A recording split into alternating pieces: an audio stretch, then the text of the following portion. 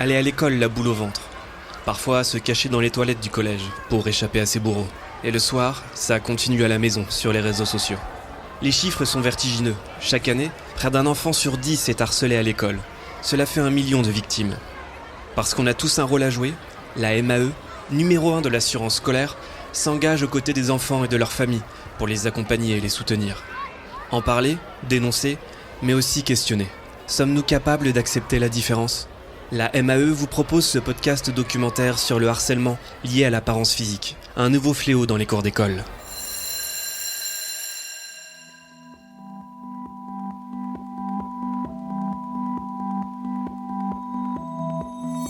Quand on se brosse les dents, on se regarde dans la glace, inévitablement. Il n'y avait pas besoin que je regarde mon visage de très près pour me rappeler « Ah oui, en effet, j'ai un visage qui est différent de celui des autres ». En primaire, déjà, j'avais un menton qui était beaucoup décalé. J'avais un visage très particulier.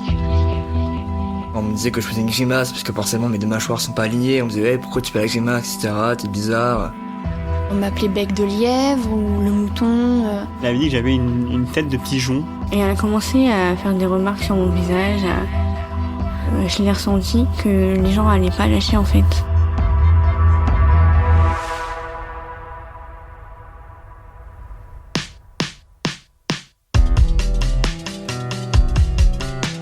On voit des gens qui nous regardent, chuchotent et ils ricanent. Et on se doute que ça part sur le fait qu'on est différent, qu'on a un visage un peu particulier. On aimerait bien être comme tout le monde, avoir beaucoup d'amis. J'ai commencé à sécher les cours, beaucoup. J'ai manqué beaucoup. J'ai fait une phobie scolaire très clairement.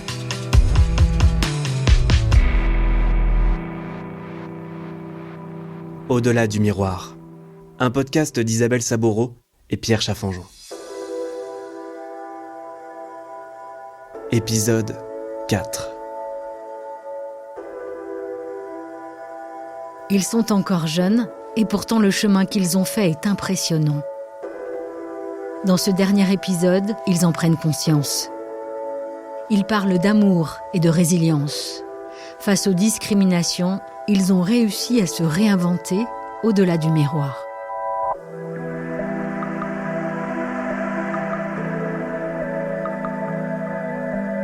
Maintenant, ma formation, je dirais pas qu'elle compte comme elle comptait beaucoup quand j'étais petite. J'ai appris à vivre à ça et c'est compliqué aussi à se le dire. Mais oui, j'ai su faire la part des choses et maintenant je vis avec, je pourrais pas me l'enlever. J'ai un parcours où je suis même d'ailleurs fière. Ma cicatrice, je l'adore. C'est vrai que je la trouve pas belle, mais elle a une signification et moi ça me plaît. Mais je suis pas comme les adolescentes de mon âge. Je sors pas au cinéma, je sors pas tous les week-ends, je vais pas dans des bars, des trucs comme ça. Mais ouais, c'est vrai que maintenant je le vis bien et je pense pas que dans le futur ça me gênerait. J'aimerais vivre à l'étranger, parce que la France c'est un peu compliqué, j'ai un peu de mal avec. J'aimerais beaucoup m'orienter vers les langues, donc interprète, traductrice en liaison à l'étranger, ça me plairait bien. Puis j'aimerais m'orienter sur les langues asiatiques du coup, mais plutôt Thaïlande, Vietnam, etc. Je pense aussi que c'est aussi une sorte d'échappatoire où je pars ailleurs. Pour moi, ce serait incroyable de vivre en Thaïlande, ce serait mon plus gros rêve.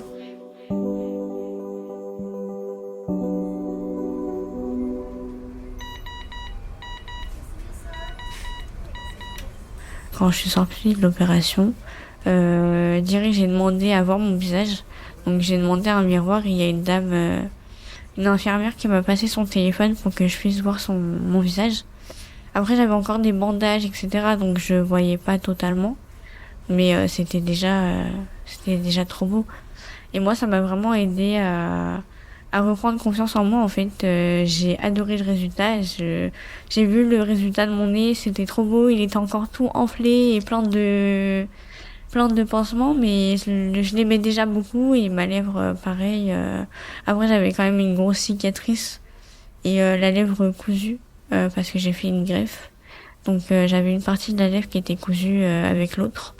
Donc pendant 3 semaines, j'ai dû rester la bouche à moitié cousue. J'ai dû me nourrir à la paille, etc.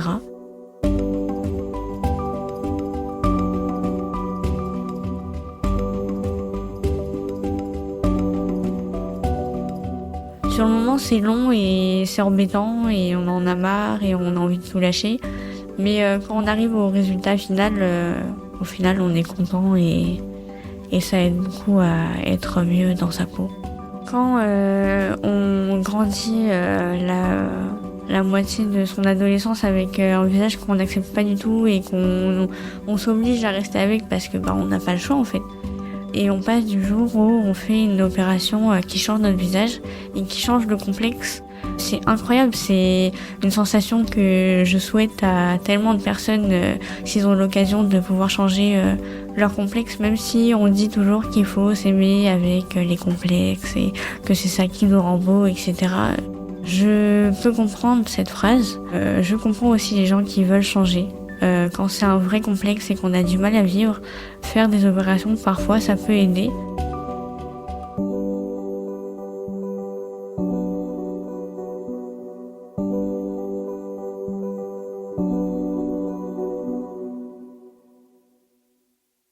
Longtemps, on pense qu'on mérite pas de s'aimer à cause d'un défaut qui est finalement pas si différent des autres en fait. Je regarde mon visage avant et je me dis que finalement, même si je me plais plus comme ça, j'étais aussi bien avant en fait, j'étais tout aussi jolie et c'est dommage d'être arrivée à un stade où je détestais mon visage.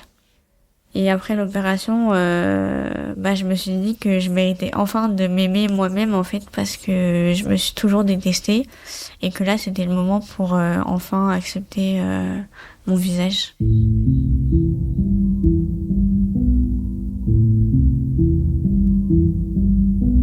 Tout le lycée, j'ai toujours eu cette peur en me disant déjà je me trouvais pas particulièrement beau, je me trouvais même moche. Du coup, il y a forcément la question qu'on se pose, c'est comment est-ce que quelqu'un pourrait aimer quelqu'un aussi moche que moi, quoi. Et c'est sûr que c'était inquiétant, mais après, comme mon attitude en général, c'était pas trop y réfléchir et on fait comme on peut, cette inquiétude, elle est restée surtout au fond de ma pensée et elle s'est jamais vraiment prononcée. Et le fait est, c'est que derrière, en fin de terminale, quand j'ai commencé à sortir plus, etc., c'est là où j'ai eu mes premières relations amoureuses et ça s'est très bien passé. Enfin, c'était pas un bloc, quoi. Enfin, quelque part, pour la question à personne, est-ce que quelqu'un pourrait aimer quelqu'un d'aussi moche que moi, elle a été prouvée fausse par contre-exemple, quoi. Il y a eu quelqu'un à qui ça n'a pas posé problème. Donc voilà, et du coup ça m'a tout de suite rassuré.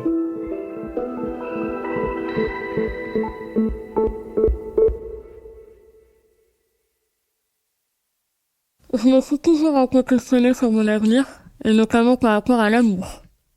Est-ce qu'on finira par m'aimer un jour?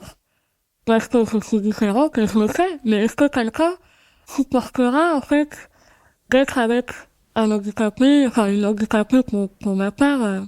C'est une question que j'ai longtemps eue, très rapidement d'ailleurs, au moment du collège, où on se pose des questions sur soi, etc. Je me posais déjà la question de, alors, les gens dehors se moquent de moi, mais du coup, est-ce que quelqu'un de dehors pourrait m'aimer? Donc c'était pas une question facile.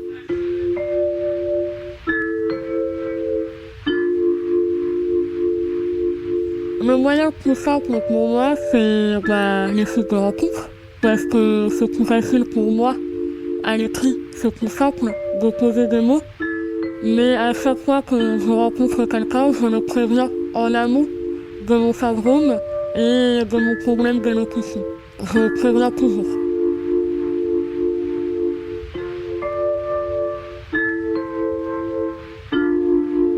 Je m'appelle Evan.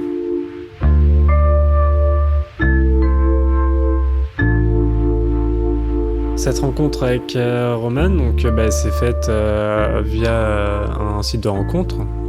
Alors de mémoire, il y avait 3-4 photos sur son profil où j'avais pas fait le rapprochement avec un possible handicap ou une possible malformation. Enfin, nos profils ont matché.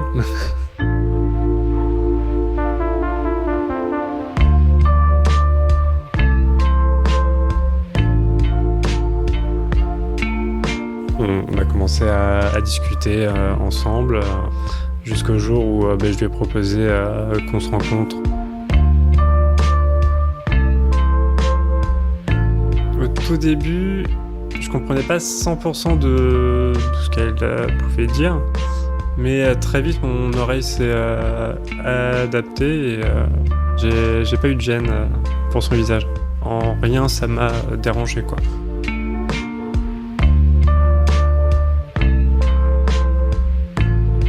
Depuis, on est inséparables.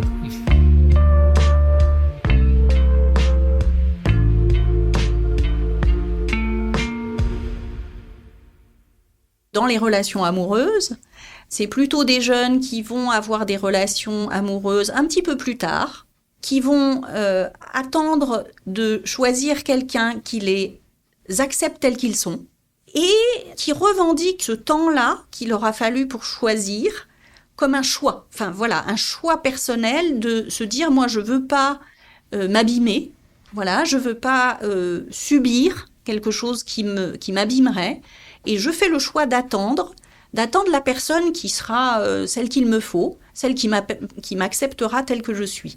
Ça n'a pas été les étincelles tout de suite, hein. Donc on s'est vus. On a passé une première soirée ensemble où on a parlé de tout et de rien, un peu comme dans les films, hein. Et en fait, le lendemain matin, je me suis réveillée, je me suis dit, oh, c'est lui. C'est lui. C'est l'amour de ma vie avec un grand H. Je ne saurais pas expliquer cette impression, mais, enfin, ce sentiment, mais c'est comme si on s'était toujours connus. C'est fluide, c'est agréable. C'est respectueux et sans jugement, c'est ça, et ça fait du bien.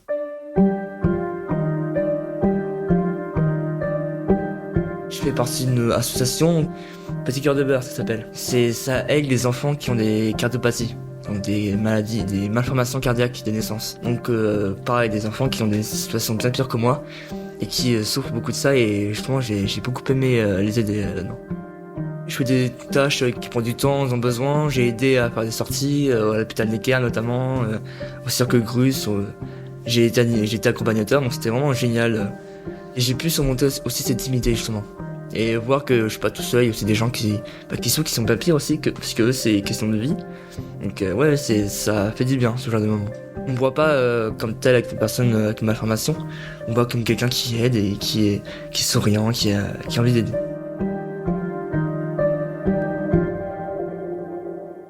Les critiques, les remarques, je prends plus en compte. Ça me donne une certaine force aussi, comme capable que je peux traverser les choses pas faciles et m'en relever. Je sens que ça me donne une certaine force, une certaine assurance en moi d'un côté. C'est assez contradictoire, je sais. Mais parmi ce manque de confiance en moi, il y a cette petite confiance en moi qui persiste et qui est due justement à ça. Bien sûr que ça peut devenir une force, mais je le mettrai pas comme un slogan, comme une injonction. Comme les injonctions au bonheur, il faut être absolument tout heureux, toujours dans toute sa vie. Non. Et puis il y a certains moments donnés où c'est pas une force, et puis plus tard ça va en devenir une. Donc rien n'est écrit en fait. Voilà, on peut tout transformer. Voilà, je crois que c'est ça le mot, c'est-à-dire que c'est pas parce que on a une malformation visible à la naissance qu'on va forcément être malheureux tout seul, moqué, etc. Qu'il y a vraiment un univers des possibles et que tout est à construire. Mon visage, il a encore ses défauts et c'est ça qui fait du coup sa particularité, mais ces défauts-là ne me dérangent pas. J'aime totalement cette différence qui n'est pas aussi flagrante que celle d'avant. Et ça m'a énormément endurci mentalement, j'ai changé complètement de façon de penser et d'état d'esprit. Maintenant, je sais que peu importe les critiques, je les écouterai pas et que c'est à moi de m'aimer et c'est pas aux gens de me critiquer. On ne doit pas écouter les critiques des gens. C'est trop mauvais mentalement et ça touche beaucoup trop. Faut passer outre, même si c'est dur. Faut se dire que des gens mauvais, il y en aura toujours. Pour trouver un petit point sensible et appuyer dessus, en fait.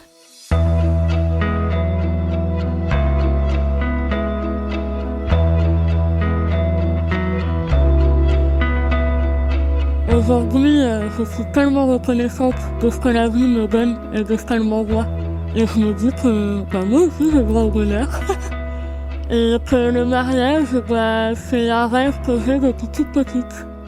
Je sais que je veux marier et déclarer mon amour au grand jour et là c'est ce qui va se passer.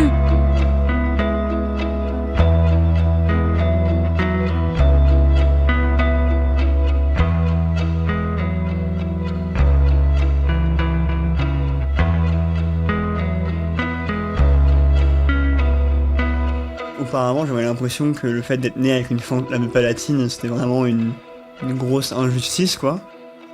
Depuis que j'ai eu toutes les opérations, j'ai l'impression que ça me donne, c'est que quelque part, c'était aussi un peu une petite chance, quoi. Parce que ça m'a vraiment donné une force que je n'aurais pas eue si j'avais pas eu à traverser ce genre d'épreuve.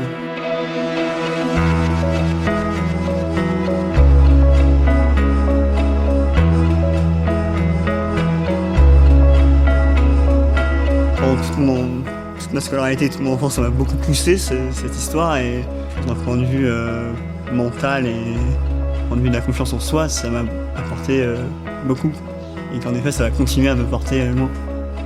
Moi je l'espère.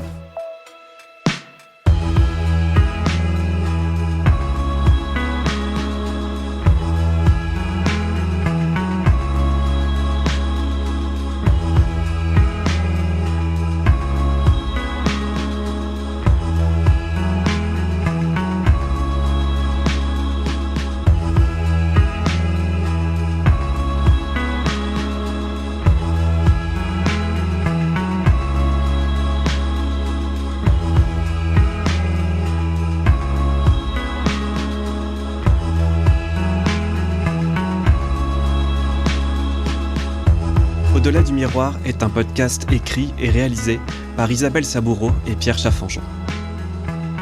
Musique, mixage et mastering de Pierre Chaffanjon pour Majora Prod. Merci à Roman, Thomas, Alia, Lucas et Clémence pour leur confiance. Merci à Pascal Gavel et Aurélie Majouro-Bourrier. Merci à Chloé, Maxence, Melville et Roman.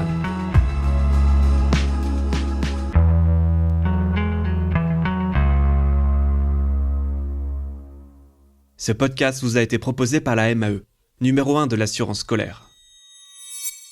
Je pense avoir fait le tour, donc ça m'a fait ma petite séance de thérapie en même temps. Mais là, c'est vrai que ça m'a fait du bien parce que du coup, j'ai pas l'habitude de remémorer des souvenirs sur l'enfance ou sur ma cicatrice, donc ça me permet aussi de faire le tri, donc ça m'a fait du bien. Merci beaucoup. De rien.